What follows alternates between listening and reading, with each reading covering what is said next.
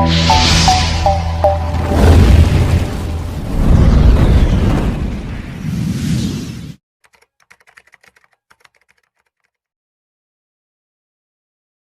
జిల్లా దువ్వూరు మండలం గుడిపాడు గ్రామంలోని చెన్నకేశవస్వామి దేవస్థానం మన్యం భూములను ప్రతి ఏడాది బహిరంగ వేలం ద్వారా గుత్తకు ఇవ్వాల్సి ఉండగా అలా చేయకుండా కొందరు అక్రమంగా తక్కువ మొత్తానికే భూములను తీసుకుంటున్నారని గ్రామస్తులు ఆరోపిస్తున్నారు.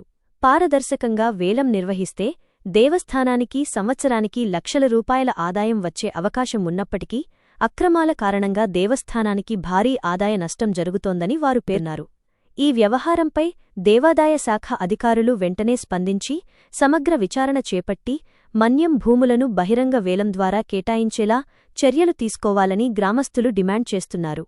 అలాగే అక్రమాలకు పాల్పడిన వారిపై కఠిన చర్యలు తీసుకుని దేవస్థానం ఆదాయాన్ని కాపాడాలని కోరుతున్నారు. చెన్నకేశవస్వామి దేవస్థానం మన్యం భూముల గుత్త వ్యవహారంలో వచ్చిన ఈ ఆరోపణలపై సంబంధిత అధికారులు ఎలా స్పందిస్తారో వేచి చూడాలి.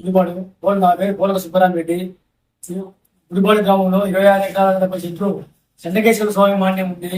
ఆ మాన్యం అక్రమదారుల నుంచి స్వాధీనం చేసుకోవాల్సిందిగా కోరుతున్నాము. ఈసీ అధికారికి కూడా ఇంతకుముందు కంప్లీట్ ఇచ్చి వేలం పడకు తీసినారు. కానీ కొన్ని రాజకీయాల వల్ల అది కుదరలేదు.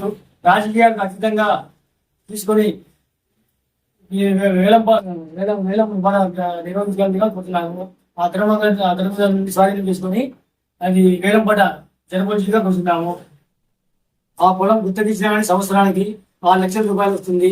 6 లక్షల రూపాయల డబ్బుతో ఆలయ అభివృద్ధి బాగా తోడ్పడుతుంది. అధికారులు తక్షణం చర్యలు తీసుకోవాలని కోరుతున్నాము.